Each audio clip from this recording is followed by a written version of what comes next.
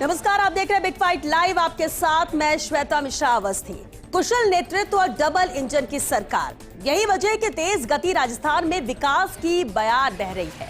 किसान, गरीब, महिला और युवाओं के उत्थान पर फोकस है। हर वर्ग पर मुख्यमंत्री भजनलाल शर्मा की नजर है। बिजली, पानी, शिक्षा, स्वास्थ्य, उद्योग और निवेश पर भी खास फोकस है। मुख्यमंत्री भजनलाल शर्मा प्रदेश में सड़कों का जाल बिछा रहे हैं। राजस्थान आज विकास और विरासत को साथ लेकर आगे बढ़ रहा है। देश के नक्शे पर राजस्थान विकास का नया मॉडल बनकर उभरता जा रहा है। अपने राजनीतिक कौशल के जरिए मुख्यमंत्री भजनलाल शर्मा ने विरासत और आस्था के सम्मान का संतुलन बनाते हुए राजस्थान को एक नई सांस्कृतिक पहचान भी दी है। ऐसे में राजस्थान की जनता जन सेवक का आभार जता रही है, तो कई राजस्थान के मुख्यमंत्री को भागीरथ भी कह रहे हैं। और आज चर्चा इसी मुद्दे पर कि आखिर जन सेवक आम जन के लिए भागीरथ भी कैसे बन गए और इन 1.25 साल में किस तरह से काम किया और क्या एग्जाम्पल सेट किया है मुख्यमंत्री भजनलाल शर्मा ने।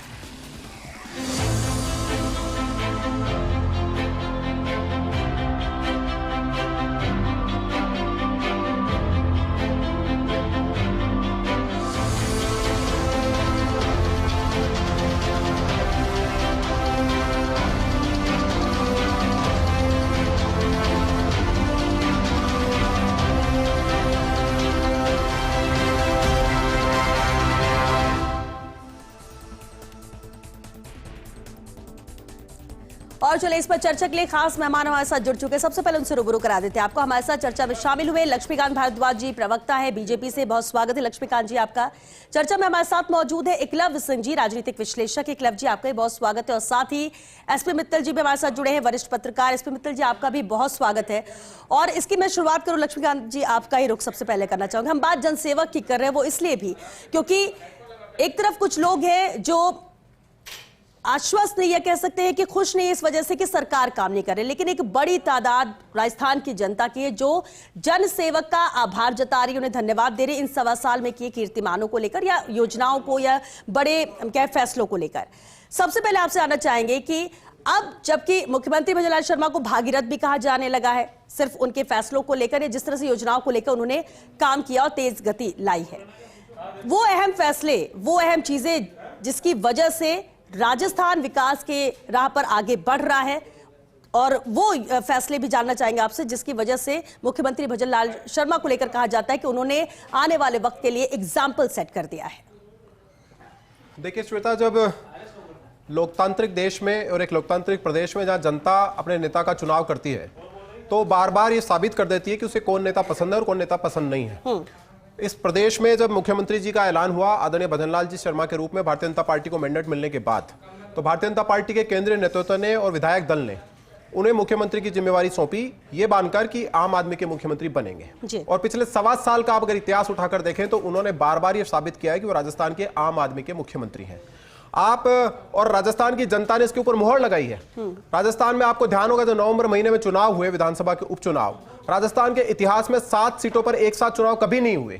7 सीटों के चुनाव हुए, उसमें 4 सीटें कांग्रेस पार्टी के पास थी, 1 सीट हमारे पास थी, 2 सीटें कांग्रेस पार्टी के सहयोगी दलों के पास थी। जब चुनाव का परिणाम आया श्वेता, तो हमारी सीटें 1 से बढ़कर पहुंच गई 5 पे और कांग्रेस 4 से रह गई 1 पर। राजस्थान की जनता ने आम आदमी के मुख्यमंत्री के जो लोकप्रियता है उसके ऊपर मुहर लगाई, उनके कामों के ऊपर मुहर लगाई।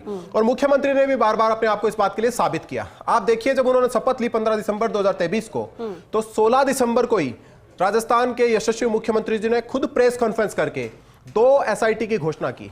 एक पेपर लीक के खिलाफ एसआईटी, दूसरी संगठित अपराध के खिलाफ एसआईटी। पेपर लीक, 27 लाख युवाओं का भविष्य बर्बाद हुआ पिछली कांग्रेस पार्टी की सरकार में पेपर लीक के कारण। उनको न्याय देने का काम, उनको सही आधार देने का काम और सरकार के प्रति विश्वास बहाली का काम मुख्यमंत्री भजनलाल शर्मा जी ने पहले दिन से शुरू किया। क्योंकि वो आम आदमी के मुख्यमंत्री थे, इसलिए 27 लाख परिवारों के अंदर आम आदमी की जो पीड़ा थी उसको सुनने का काम उन्होंने किया। संगठित अपराध किस तरह राजस्थान भर में फैला हुआ था और अपराधी जिस शहर में, जिस गांव में जाकर अपराध को अंजाम दिया करते थे, उस पर अंकुश लगाने के लिए एसआईटी का गठन किया। और आपको ध्यान होगा कि 1 जनवरी 2024 को ही मुख्यमंत्री बनने के 15 दिन के बाद ही जो उज्ज्वला योजना की हमारी कनेक्शन धारक लोग हैं, उन ऐसे 70 लाख से ज्यादा परिवारों को 500 रुपए में गैस सिलेंडर देने, 450 रुपए में गैस सिलेंडर देने का काम हमारी पार्टी की सरकार ने मुख्यमंत्री भजनलाल शर्मा जी के नेतृत्व में किया। एक एक वो चीज जिसको जो आम आदमी को प्रभावित करती है, उसके ऊपर निर्णय लेने का काम हमारी सरकार ने किया। देखिए, ना केवल पेपर लीक के खिलाफ एसआईटी बनाई, 350 से ज्यादा अपराधियों को उठाकर अंदर किया, बल्कि 100 से ज्यादा परीक्षाओं का आयोजन करा आपने अपने समय में, और एक भी परीक्षा का पेपर लीक नहीं हुआ। विश्वास बहाली बड़ा सवाल होता है श्वेता, जनता के बीच में, लोगों के बीच में। और सबसे बड़ी जो कमी थी राजस्थान में सरकार बनते हो, तो विश्वास बहाली की थी, क्योंकि पिछली सरकार ने जो काम किए थे उससे लोगों का विश्वास उठ गया था। और 100 के 100 पेपर बिना पेपर लीक के करवाकर राजस्थान के यशस्वी मुख्यमंत्री जी ने राजस्थान की जनता के मन में विश्वास पैदा किया। और उसके बाद आप देखिए, 2 साल का भर्ती कैलेंडर कभी इतिहास में नहीं हुआ। बता दिया कि कितनी तारीख को परीक्षा होगी, कितने पदों की परीक्षा होगी, कब उसका परिणाम आएगा और कब आपको नौकरी मिलेगी। ये साहस सही है इसके लिए, और वो मुख्यमंत्री जी ने साबित किया।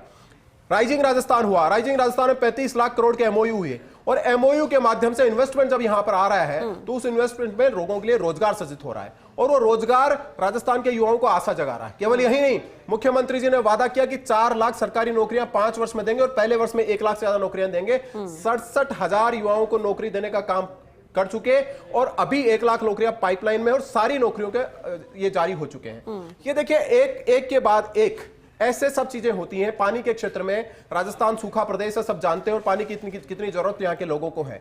जो ईआरसीपी परियोजना है, वो ईआरसीपी कितने सालों से, कितने दशकों से कांग्रेस के छल कपट के कारण अटकी हुई थी। मुख्यमंत्री ने मुख्यमंत्री बनने के साथ ही, क्योंकि प्रधानमंत्री जी गारंटी देकर गए थे, 40% राजस्थान की जनसंख्या की प्यास बुझाने वाली और सिंचाई का पानी पहुंचाने वाली ईआरसीपी परियोजना को जमीन पर उतारने का काम शुरू किया, और उसके ऊपर अब काम चल रहा है। एमओयू साइन हो चुके हैं, एमओए भी हो चुके हैं। और शेखावाटी के इलाके में जहां पानी की ज्यादा समस्या और पानी के कारण वहां बड़ी संख्या में दशकों पहले से पलायन शुरू हो गया था, वहां कितनी बड़ी आशा थी लोगों को पानी को लेकर, कांग्रेस उन आशाओं को कभी पूरा नहीं कर पाई। मुख्यमंत्री भजनलाल शर्मा जी ने यमुना जल समझौता हरियाणा के साथ करके वहां पानी की व्यवस्था कराने का काम किया, तीनों जिलों में पानी पहुंचाने का काम किया। बहुत सारे ऐसे काम श्वेता, एक के बाद एक निर्णय, जो मैं आपके बीच में गिना सकता हूं कि 1.25 साल में हुए हैं। 1.25 साल बहुत छोटा समय होता है किसी भी सरकार के काम करने के लिए, लेकिन उसमें बड़े निर्णय करके राजस्थान की जनता के मन में एक विश्वास पैदा करने का काम राजस्थान के मुख्यमंत्री ने किया। लक्ष्मीकांत जी, बिल्कुल इस कम वक्त में आपने इतनी सारी चीजें गिना दी, क्योंकि काम इतने हुए जिस हिसाब कह रहे हो, और जब 1.25 साल में ये हुआ है तो उम्मीद और बढ़ जाती है कि 5 साल में तो वो हर चीज, वो हर काम, वो योजना होनी चाहिए, जिसके लिए कई बार सरकारें बहाने भी बना लेती है। एकलव जी, आपका रुख करना चाहूंगे। जब हम बात कमियों खामियों की करते हैं, तो बात बेहतर काम की भी होनी चाहिए, और इसलिए क्योंकि जनसेवक कह रही है आम जनता भागीरथ का टाइटल दे रही है मुख्यमंत्री भजनलाल शर्मा को। लेकिन एक सवाल जरूर उठता है, 1.25 साल में ये काम हुए, बड़े बड़े फैसले हुए, जबकि कई सरकारें तो कहती 5 साल भी किसी सरकार को काम करने के लिए कम पड़ता है। ऐसे में आप क्या मानते हैं कि जिस तरह से काम कर रहे हैं तेज गति से, और फिर एक्शन की भी बात हो, हम अवैध खनन को लेकर जब एक्शन होता है बात करते हैं, क्राइम रेट कम होने को लेकर बात करते हैं, लेकिन दूसरी तरफ लोग सवाल भी उठाते हैं, जो विपक्ष है वो अपनी भूमिका निभा रहा है। लेकिन आप क्या मानते हैं, जिस रफ्तार से काम हो रहे हैं, जो फैसले लिए जा रहे हैं, क्या वाकई में बैलेंस है, संतुलन बनाने की जो कोशिश की जा रही है विकास और विरासत में, वो नजर आ रहा है राजस्थान में? देखिए श्वेता जी, मैं समझता हूं कि हमारे राजस्थान में जो पिछले 25-30 वर्ष से जो एक ट्रेंड रहा है कि जैसे कहते हैं यहाँ पे कि लोग रोटी पलट जाती है हर 5 वर्ष पे, एक बार एक सरकार आती है, दूसरी बार दूसरी सरकार आती है। तो 2023 के विधानसभा चुनाव में जब भारतीय जनता पार्टी को जीत मिली, तो मैं समझता हूं कि एक आम कार्यकर्ता को रिवॉर्ड करने के हिसाब से उन्होंने मुख्यमंत्री भजनलाल जी का चयन किया। और अब देखें कि जैसे ही वो मुख्यमंत्री बने, तो मैं आपको बताना चाहूँगा कि उन्होंने कुछ जो काम किए।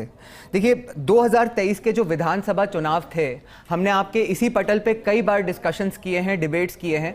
जो भारतीय जनता पार्टी जनता के जिन मुद्दों को लेके उन चुनावों में गई थी, मैं समझता हूँ कि इसमें सबसे 4 अहम मुद्दे जो थे वो थे महिला अत्याचार, कानून व्यवस्था, पेपर लीक और तुष्टीकरण। और उसके बाद जब उनकी ये सरकार बनी, तो मैं समझता हूँ कि 1 बाय 1 सबसे पहले तो उनने इन मुद्दों को एड्रेस किया।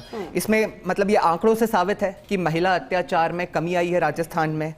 कानून व्यवस्था, जो एक गैंग वॉर्स का यहाँ पे एक चलन हो गया था, जैसे ही सरकार, मतलब अभी सरकार ने एक तरह से संभाला भी नहीं था अपना पदभार, तो वो जो राजपूत करनी सेना के जो चीफ थे, उनका मर्डर हो गया था दिन दहाड़े। तो गैंग वॉर्स की जो यहाँ पे समस्या थी, तो उस पे एक उन्होंने जैसा कि इन्होंने बताया एक एसआईटी का गठन भी हुआ, तो कानून व्यवस्था स्टेट में बहुत संभाली गई। पेपर लीक में जो परीक्षाओं में जो धांधली होती थी उसमें जिस तरह से एसओजी ने काम किया है, कई गिरफ्तारियां हुई हैं। मैं समझता हूं कि जो इन्वेस्टिगेशन है उसने कम से कम एक सही रुख पकड़ा है, कई चीजें स्टैब्लिश भी कर पाए हैं। तुष्टीकरण के लिए भी मैं कहना चाहूंगा कि देखिए एक बड़ी इंपॉर्टेंट बात होती है कि मैं समझता हूं कि राजस्थान में बहुत समय के बाद हमें एक ऐसा मुख्यमंत्री मिला जिसको अपनी सनातन की पहचान पे गर्व है। अभी मेरे ख्याल से आपके यहाँ पे जो पिक्चर भी दिखा रहे थे आप, उसमें वो अपना एक राधे राधे का गमछा पहन के रखते हैं। तो मैं समझता हूँ कि जिस कन्विक्शन के साथ वो पहनते हैं, ये एक सोसाइटी के लिए बहुत अच्छा मैसेज है। यदि कोई सनातनी है तो उसे ऐसा करने में कोई संकोच नहीं होना चाहिए।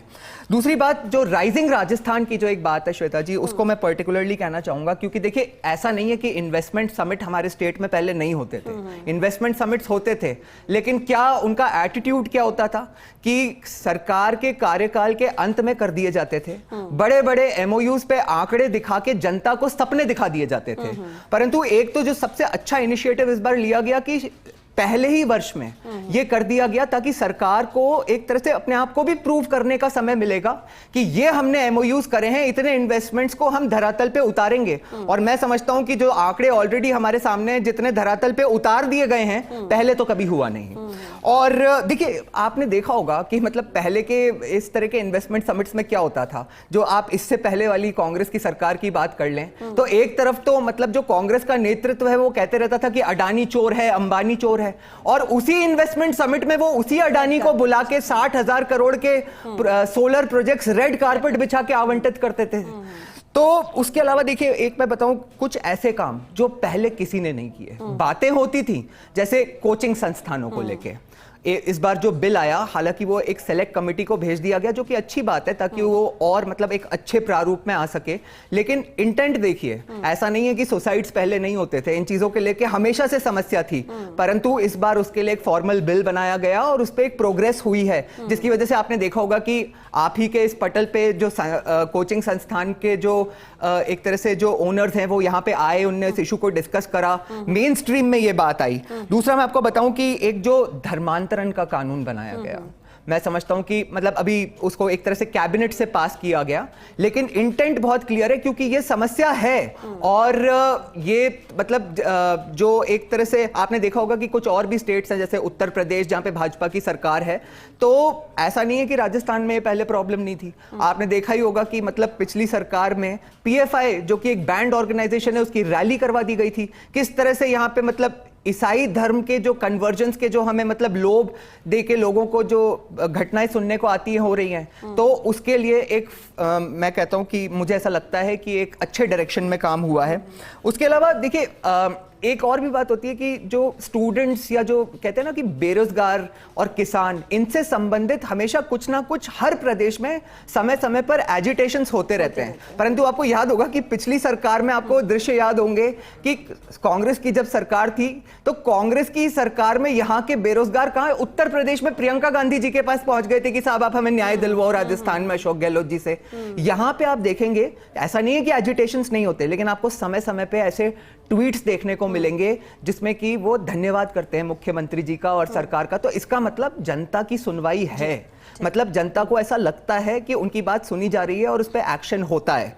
और एक राजनीतिक के रूप में भी आप देखेंगे, मतलब ये बड़ा इंपॉर्टेंट है कि मतलब उनको उस समय पूरे 1 वर्ष भी पूरा नहीं हुआ था, लेकिन कुछ तो उनने सही किया होगा कि जब 7 सीटों पे यहाँ पे उपचुनाव हुए तो 7 में से जहां भाजपा 1 सीट पे थी वो 5 सीटों पर जीत के आई। तो मैं तो कहता हूं देखिए किसी भी मतलब हमारा जो लोकतंत्र है इसमें जो सबसे बड़ा रिपोर्ट कार्ड होता है वो एक तरह से या मतलब जिसे कहते हैं कि निर्णय होता है वो जनता ही देती है, और वो जनता ने मेरे ख्याल से उस उपचुनाव में दिखाया। बिल्कुल, उससे पहले बहस चर्चा कोई कुछ भी कहे, दावे कितने भी कहे, जो होना है वो तय तो जनता ही करती है और इन परिणामों में जनता नहीं तय की। और एक और अहम बात होती है जब आप भरोसे की बात करते हैं आम जनता की, जब अपने ही बीच का कोई प्रदेश का मुखिया बने, जनता अगर ये सोचे कि ये तो हमारे बीच के ही हैं, ये हमें ज्यादा समझेंगे और हमारी सोचेंगे, तो शायद भरोसा और ज्यादा किया भी जाता है और इसलिए भी राजस्थान में आम जनता का जो ये एक मत बन रहा है, जो मंशा बन रही है, जिस तरह से भरोसा बढ़ रहा है, उसकी भी वजह एक नजर आती है। एसपी मित्तल जी भी हमारे साथ हैं। एसपी मित्तल जी, एक अहम बात है, जब हम राजस्थान के सरकार की बात करते हैं, यहाँ के मुख्यमंत्री की बात करते हैं, डबल इंजन की सरकार, जब चुनाव थे उससे पहले भी कहा गया और इसके बाद जैसे लगातार जयपुर से दिल्ली लगातार बैठकें भी होती है, मुलाकात भी होती है, अलग अलग मुद्दों को लेकर बात भी होती है और तेजी से हम बात करें बिजली को लेकर या सड़क तंत्र को मजबूत करने को लेकर, अन्य मांगों को लेकर या ईआरसीपी जैसे एक बड़ी परियोजना जो सिर्फ मुद्दा ही बनकर रह गई थी लेकिन वो फलीभूत होती नजर आती है। क्या लगता है आपको, डबल इंजन की सरकार का भी फायदा राजस्थान को मिल रहा है और ये भी एक वजह है कि तेजी के साथ काम प्रदेश में हो रहा है? इन 1.25 साल में ही बहुत कुछ हुआ और उम्मीदें आने वाले 4 साल से भी बहुत ज्यादा।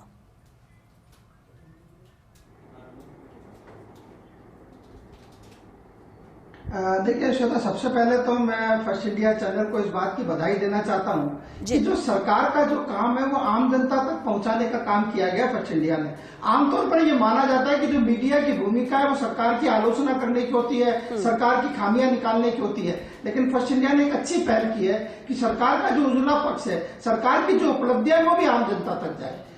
अब जो विकास की जो बात है, डबल इंजन की बात है, वो एकलव्य जी ने भी बताई और जो भाजपा के प्रवक्ता लक्ष्मीकांत जी ने भी बताई, लेकिन मैं थोड़ा जो कहना चाहता हूँ वो जो भजन लाल जी के जो राजनीतिक पहलू है उस पर मैं जरूर टिप्पणी करना चाहूंगा। देखिए 1.25 साल हो गया और जब उनको मुख्यमंत्री बनाया गया था तब बहुत सारी आशंकाएं थी कि ये तो पहली बार विधायक बने, क्या ये मुख्यमंत्री का पद संभाल सकेंगे। आपने देखा हो किन परिस्थितियों के अंदर वसुंधरा राजे जी ने क्या नाम से अपने निवास स्थान पर 45 विधायकों को एकत्रित कर लिया और जिस तरह से खींचतान और पावर पॉलिटिक्स चली, उन सारी परिस्थितियों के अंदर भजन लाल जी ने पिछले 1.25 साल में ये साबित किया है कि वो बने ही चाहे पहली बार विधायक बन के मुख्यमंत्री बनाओ, लेकिन वो किसी एक जो बढ़िया सूझबूझ वाला जो राजनीतिक होता है उसके मुकाबले में किसी से कम नहीं है। देखिए श्वेता, अभी भी हम देख रहे हैं कि राजस्थान में 30 मंत्री बनाए जा सकते हैं और अभी सिर्फ 24 मंत्री हैं, अभी 6 मंत्रियों की जगह खाली है।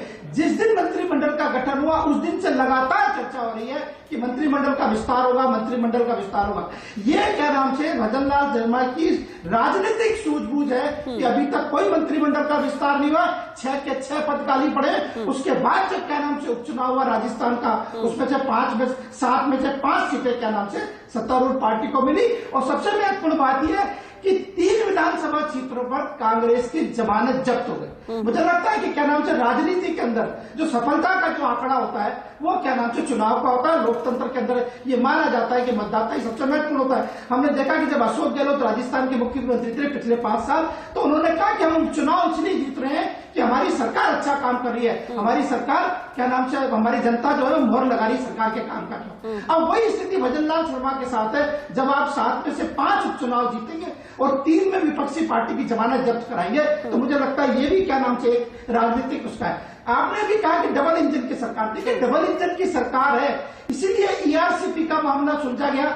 आपको क्या नाम से मध्य प्रदेश, हरियाणा उनसे पानी लाने की बात आई जो कि क्या नाम से काम अटके हुए थे, ये तभी हो पा रहे हैं जब डबल इंजन की सरकार की ताकत है। एक चीज और कि देखिए ये मुझे लगता है क्या नाम से कि पहली बार ऐसा हुआ होगा जब किसी सरकार ने परीक्षा का कैलेंडर जारी किया, तिथियां बताई कि हम कौन कौन सी तारीख को परीक्षा लेंगे। मेरा ये कहना है कि विपक्ष की जिम्मेदारी है कि ये पता लगाए कि क्या उन तिथियों पर परीक्षाएं हो रही है नहीं हो रही है। एक और जो महत्वपूर्ण निर्णय मुझे लगता है वो डबल इंजन की सरकार के बारे में कहा जा सकता है कि वह 1 स्टेट 1 इलेक्शन। श्वेता, ये राजस्थान में बहुत महत्वपूर्ण बात है, राजस्थान में नहीं बल्कि पूरे देश में महत्वपूर्ण बात है कि 1 स्टेट 1 इलेक्शन, यानी पंचायती राज और शहरी निकाय के चुनाव एक ही माह में एक साथ यदि करा दिया जाए, मुझे लगता है इससे सरकार की बचत होगी।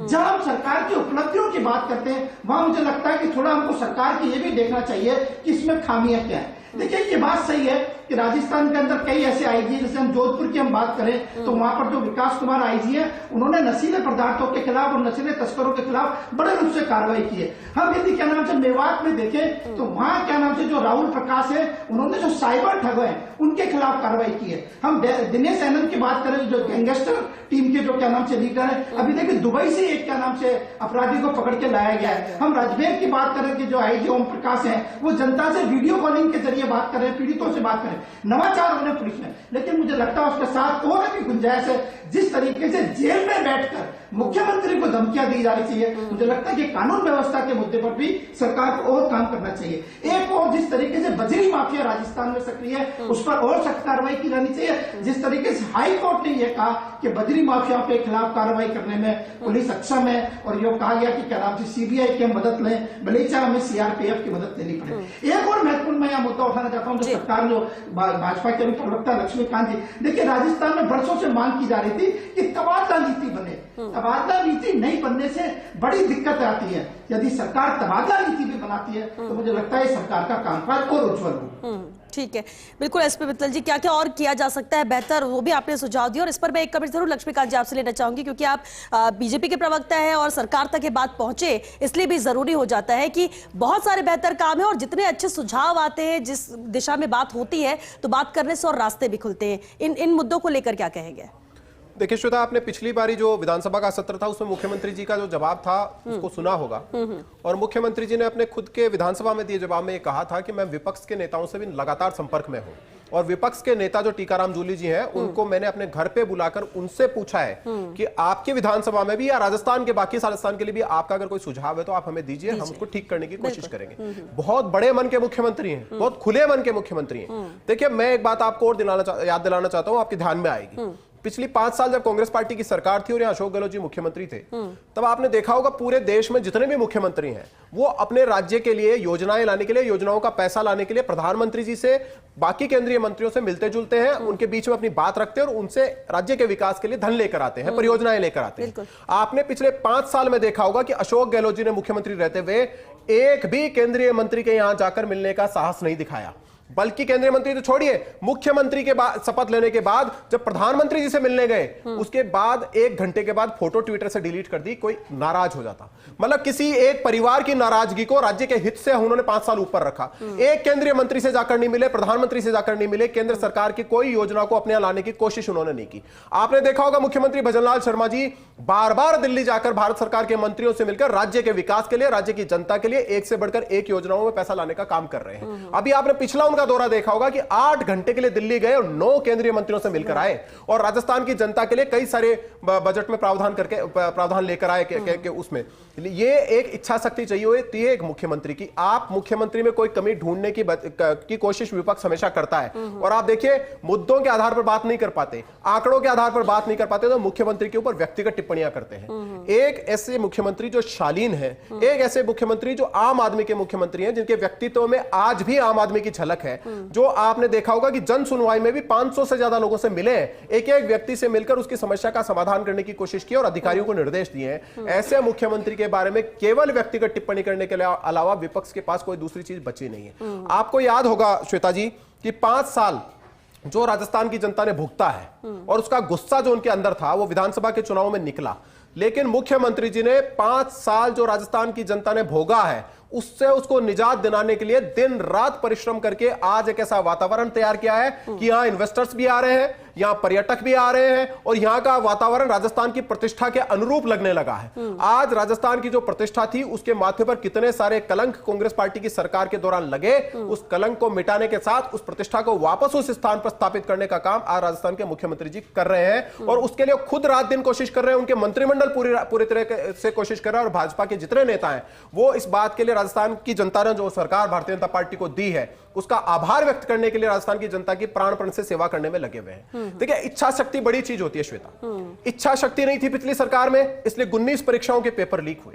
राजस्थान ने क्या नहीं देखा कि एक किसान का बेटा, मजदूर का बेटा, किसान अपने पेट काटकर अपने बच्चे को यहां पढ़ाने के लिए जयपुर में भेजता है कि वो कहीं सिलेक्शन हो जाएगा, और पता चलता है कि पेपर बिक चुका है और चलती हुई बस में वो पेपर सोल्व हो रहा है। कहीं राजस्थान में आरपीएससी के में यहां पेपर बेचा जाता है, जिसको आपने पेपर बनाने की जिम्मेदारी की वही पेपर बेचा जा रहा है। वो विश्वास जो सरकारों के प्रति आम जनता का, युवाओं का खत्म हो गया था, उसको वापस बहाल करने का काम इन्होंने किया है। और ये कोई छोटी बात है कि आपने 100 परीक्षाएं करा ली। राजस्थान जो बदनाम हो गया था परीक्षाओं के पेपर आउट करने के मामले में, उन 100 परीक्षाओं में एक भी परीक्षा का पेपर आउट नहीं हुआ। आपको एक आंकड़ा बताता हूं श्वेता, पिछली कांग्रेस पार्टी की सरकार के समय राजस्थान की क्या स्थिति थी देश भर में।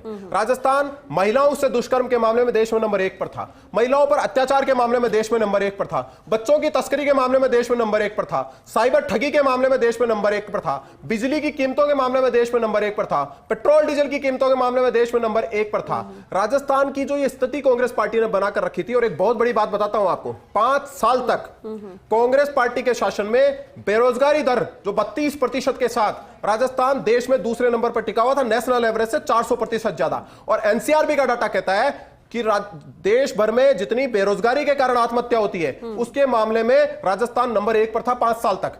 यह स्थिति राजस्थान की इन्होंने बनाकर छोड़ रखी थी। राजस्थान में इंटरनेट बंद करने के मामले में नंबर 1 पर पहुंच गया था, कश्मीर से भी ऊपर पहुंच गया था। महंगाई दर के मामले में देश की जो नेशनल एवरेज है उससे भी कहीं ज्यादा ऊपर पहुंच गया था। यह ट्रांसपेरेंसी इंटरनेशनल की रिपोर्ट कहती थी कि पिछले 5 सालों में राजस्थान भ्रष्टाचार के मामले में भी देश में नंबर 1 पर था। ये जो परिस्थितियां बनाकर रखी हुई थी उनको बदलने का काम भजन लाल शर्मा जी ने किया है, और राजस्थान को आज केवल 1.25 साल में इस स्थिति में लाकर खड़ा किया है कि राजस्थान अपनी प्रतिष्ठा के साथ खड़ा है।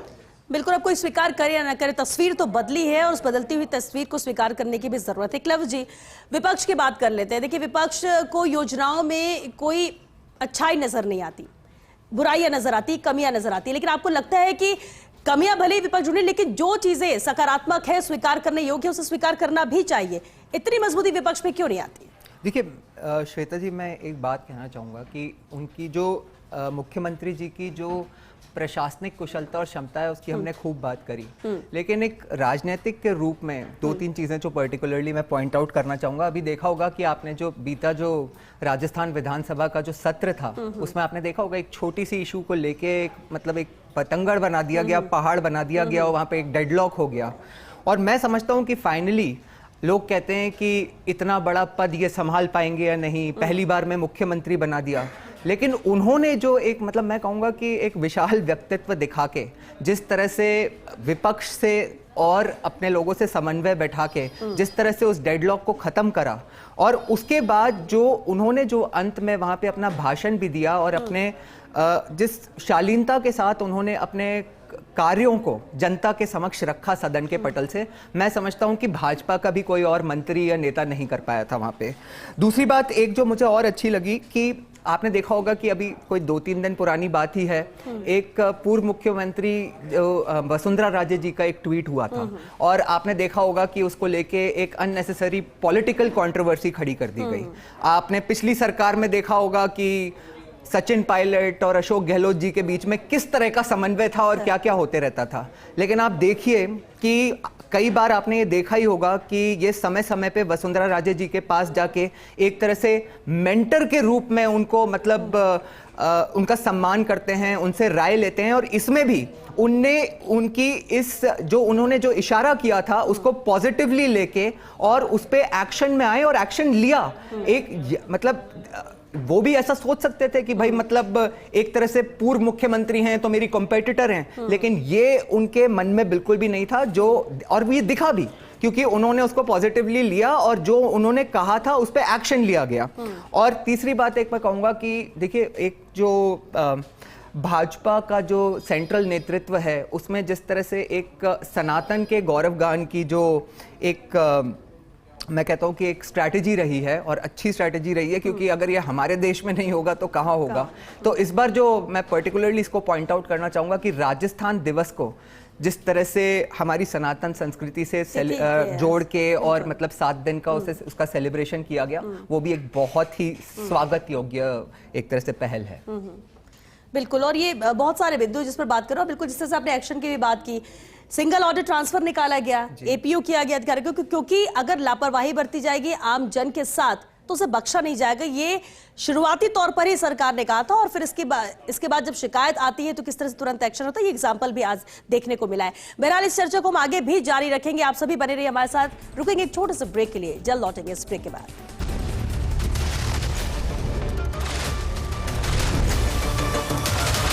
चर्चा को आगे बढ़ाते हैं। एसपी मित्तल जी भी हमारे साथ लगातार बने हुए, लक्ष्मीकांत भारद्वाज जी हैं बीजेपी प्रवक्ता और साथ ही राजनीतिक विश्लेषक एकलव सिंह जी भी हमारे साथ। एक बार फिर आप सभी का स्वागत है। एसपी मित्तल सर, आपके पास आना चाहूंगे और अहम सवाल जरूर है, क्योंकि हर क्षेत्र में काम किया जा रहा है, लेकिन जब हम बात करते हैं बिजली को लेकर, सड़क को लेकर, तो क्या लगता है आपको कि इसे लेकर जिस तरह से काम किया जा रहा है वो सही दिशा में जा रहा है प्रदेश सरकार की तरफ से? खासतौर से क्या ग्रामीण क्षेत्रों तक वो कनेक्टिविटी बन पा रही है जिसका इंतजार बरसों से किया जा रहा था?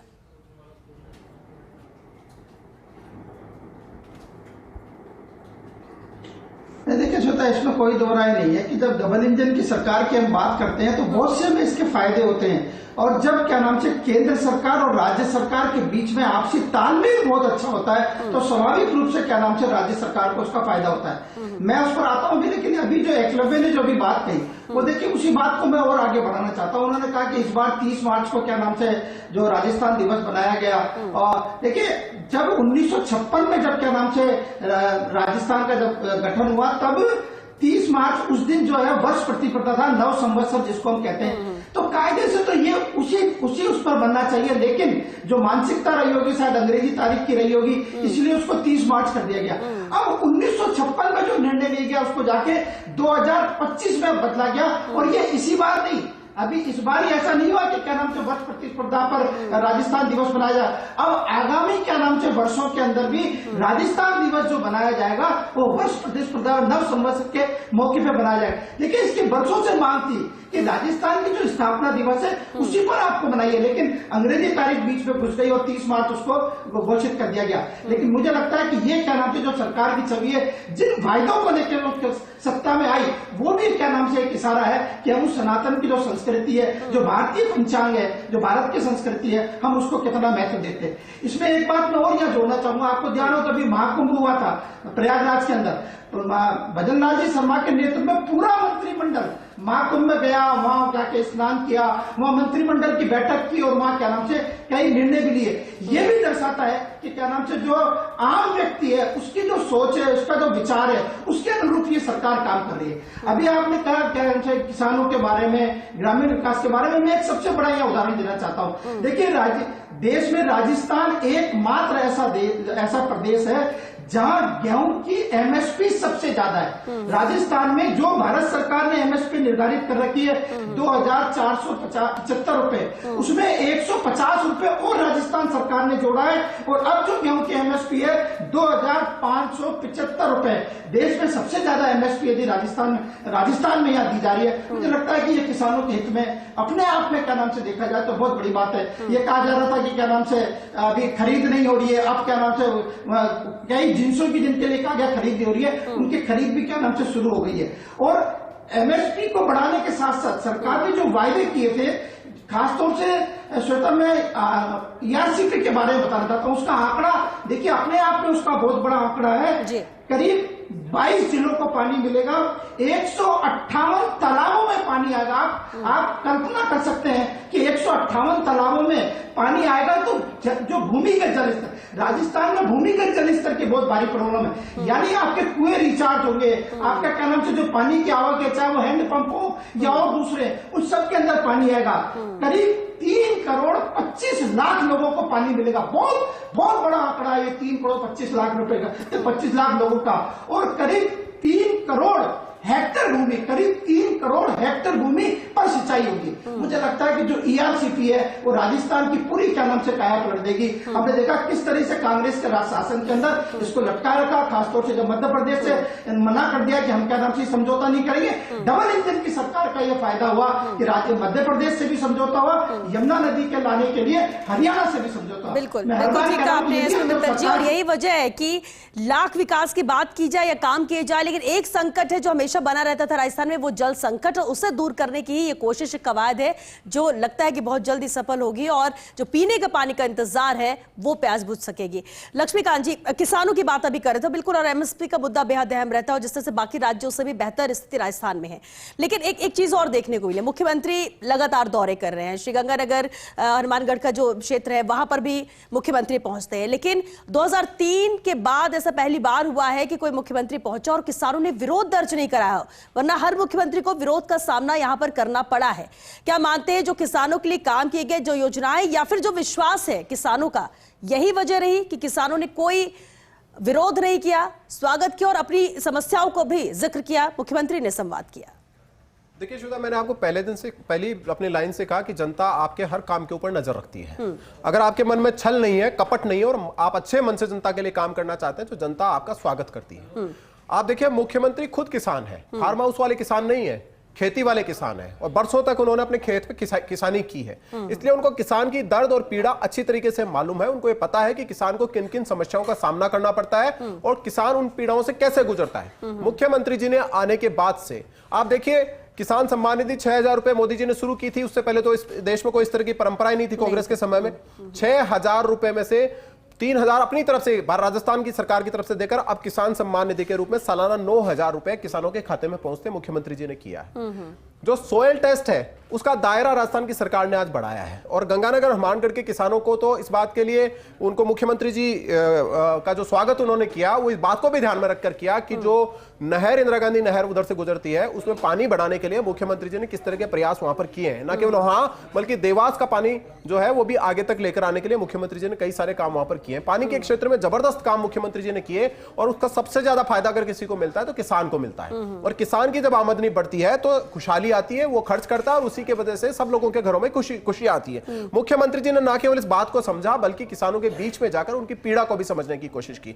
देखिए, आप 100% पीड़ाएं किसी की हो सकता है दूर ना कर पाए, लेकिन राज्य का मुखिया जब किसानों के बीच में जाकर, मजदूरों के बीच में जाकर, आम आदमी के बीच में जाकर खुद उनकी पीड़ा सुनने का काम करता है, एक आम आदमी की तरह उनसे जाकर मिलता है, तो उनको लगता है कि अपने बीच से निकला हुआ कोई व्यक्ति प्रशासन को हेड कर रहा है, वहां जाकर मुख्यमंत्री बनकर बैठा है, निर्णय लेता है और निर्णय लेने की क्षमता उसमें है, तो उसके अंदर एक विश्वास जगता है कि वो अपने हमारे हित में फैसला करेगा और मुख्यमंत्री जी वो सब कर रहे हैं। आपने ठीक कहा श्वेता कि गंगानगर हनुमानगढ़ में बड़ा एरिया ऐसा है जहां पर खेती होती है और बरसों से लोग उस पर खेती करते हैं, उनकी जो आमदनी का जरिया वो भी खेती है।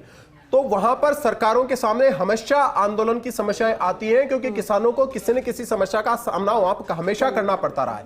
लेकिन आपने देखा कि 2 दिन तक मुख्यमंत्री उस इलाके में रहे, 25 से ज्यादा कार्यक्रम मुख्यमंत्री जी ने 2 दिन में वहां पर किए और किसानों ने उनका दिल खोलकर स्वागत किया। ये एक बताने का तरीका है जनता के द्वारा कि वो मुख्यमंत्री को कितना पसंद करते हैं। ठीक है, लेकिन लक्ष्मीकांत जी एक और अहम बात है। अब देखिए, आम जन ने भरोसा जताया, लगातार आम जन की जो समस्याएं थी उसे दूर करने की कोशिश की जा रही है, उन्हें राहत मिले वो योजनाएं लेकर आई जा रही है, बड़ी बड़ी परियोजनाएं लाई जा रही हैं जो कि 3-4 सालों में उसका लाभ यहां पर मिल सके, कोशिश सरकार के द्वारा जारी है। लेकिन आम जन से एक कनेक्शन बनाए रखने के लिए भी क्या कोई कोशिश की जा रही है? दूर दराज गांव ढाड़ी में स्थिति क्या है, क्या खुद मुख्यमंत्री देख रहे हैं या उसको देख के उसके लिहाज से कोई मॉनिटरिंग की जा रही है? इस दिशा में क्या कदम है? देखिए श्वेता, आप तो दिखाते हैं अपने चैनल के ऊपर और बार बार मुख्यमंत्री अगर अपने घर से बाहर कहीं निकलते हैं तो वो कोशिश करते हैं कि वो आम जनता के बीच में जाएं।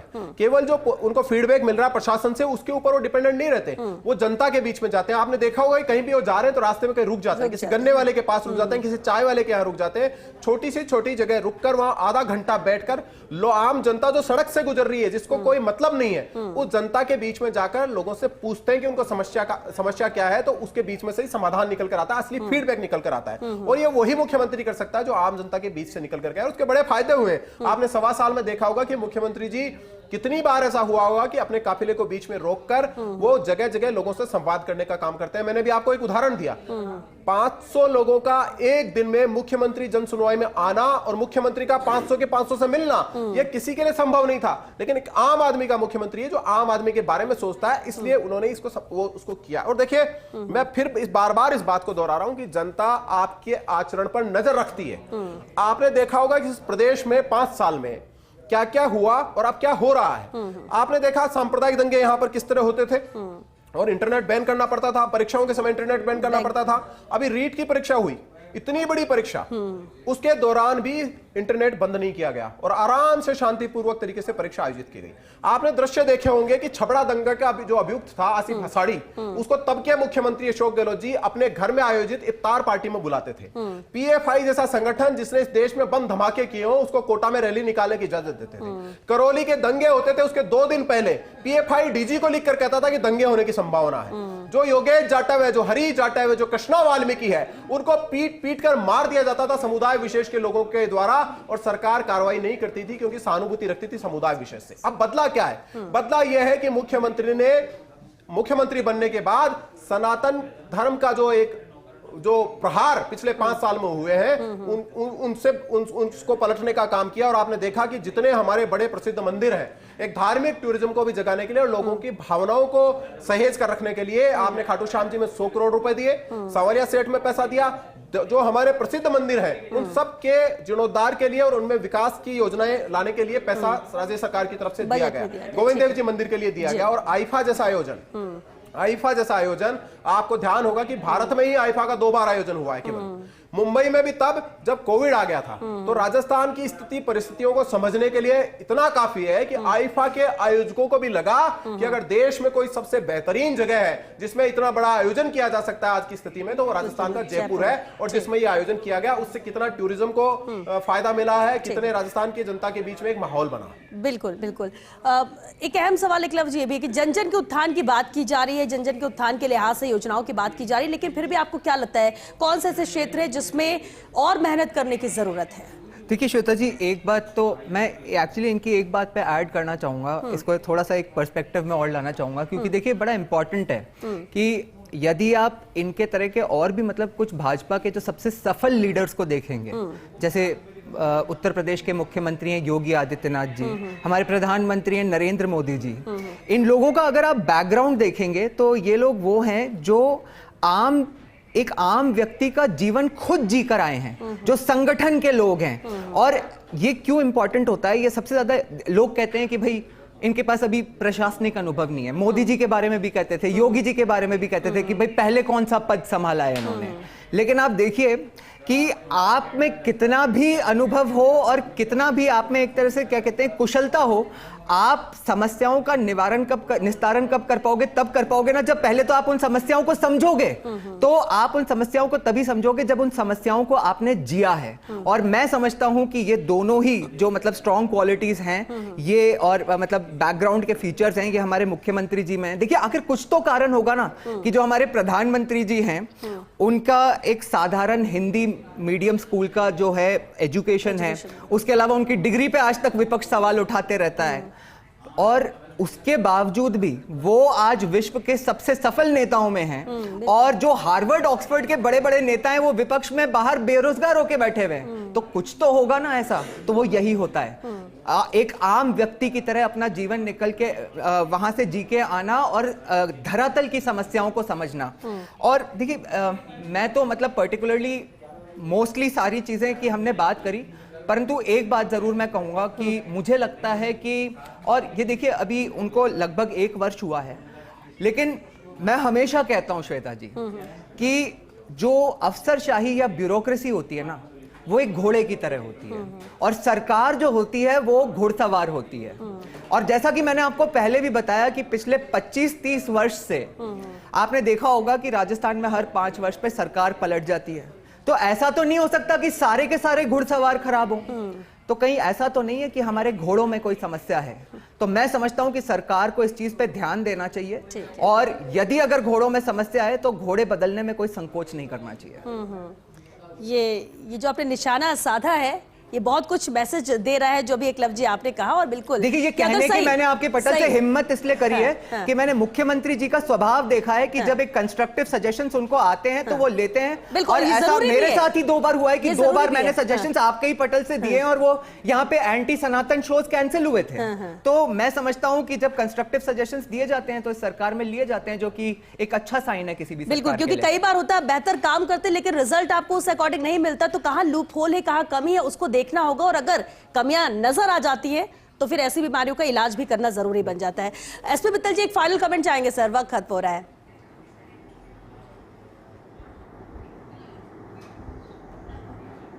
देखिए श्वेता, जो एकलव्य ने अभी बात की घुड़सवार और घोड़ों की, तो मेरा ये मानना है कि सवार वो बढ़िया जो हर घोड़े को अपने हिसाब से चला सके। मुझे लगता है कि भजनलाल शर्मा जो है वो सवार की तरह है जो हर घोड़े का उपयोग कर सकते हो। आपने देखा राजस्थान में ब्यूरोक्रेसी वही है जो कांग्रेस की थी, वित्त विभाग में वही अफसर है जो कांग्रेस सरकार में बजट बनाते थे, लेकिन भजनलाल जी शर्मा ने इस बात की कोशिश करी कि उन्हीं के नाम से अफसरों से काम करवा के राजस्थान को एक अच्छा बजट पेश किया। बिल्कुल। लक्ष्मीकांत जी, फाइनल कमेंट। देखिए, हम तो ये कह रहे हैं कि 1.25 साल में मुख्यमंत्री भजनलाल शर्मा जी ने बहुत कुछ राजस्थान की जनता के लिए किया है और आने वाला जो समय है उनके पहले कार्यकाल का, उसमें राजस्थान की जनता के हित में बहुत सारे ऐसे काम होंगे जिनकी अपेक्षा सरकार से जनता करती है। और निश्चित रूप से मुख्यमंत्री भजनलाल शर्मा जी ने 1.25 साल में आम आदमी का मुख्यमंत्री बनकर जो जनता को दिखाया है वो आगे भी जारी रहेगा और जनता के जो आशा और विश्वास है वो भारतीय जनता पार्टी की सरकार पूरा उतरेगी। चलिए, क्योंकि वक्त खत्म हो गया, बहुत शुक्रिया आप सभी का इस चर्चा में शामिल होने के लिए। देखिए, विकास के नए कीर्तिमान राजस्थान गढ़ रहा है। प्रदेश सरकार लगातार कोशिश कर रही है बेहतर करने की और 1.25 साल में कई ऐसे एग्जाम्पल, उदाहरण सेट किए गए जो ये दर्शाते हैं कि जब 1.25 साल में इतने बड़े फैसले हो सकते हैं, इतनी बड़ी योजनाओं को लेकर काम शुरू हो सकता है, तो अभी तो 4 साल और है। राजस्थान की तस्वीर, तकदीर को बदलने के लिए ये वक्त भी बहुत है और उसे लेकर ही प्रयास किए जा रहे हैं। लेकिन आम आदमी, आम जनता यानी आप जो ये जानते हैं कि आपने ही ये सरकार बनाई, आप ही यहाँ पर देख रहे हैं कहाँ बेहतर काम हो रहा है कहाँ नहीं, और ये वो प्रदेश के मुखिया है जिन तक पहुंच आपकी भी है। आपको सोचना नहीं पड़ेगा कि मुख्यमंत्री तक कैसे पहुंचा जाए, कैसे अपनी बात पहुंचाई जाए। तो अगर आपके पास भी राजस्थान को लेकर कोई सुझाव है, कुछ बेहतर करने की दिशा में सुझाव है, तो वो भी सरकार बार बार कहती है कि हम तो स्वागत करते हैं। तो बिल्कुल राजस्थान को और आगे ले जाने में हर किसी का सहयोग है, एक एक राजस्थानी का सहयोग है, तो उसके लिए आपको भी आगे कदम बढ़ाना होगा। चलिए, इसी के साथ हमें दीजिए इजाजत। नमस्कार।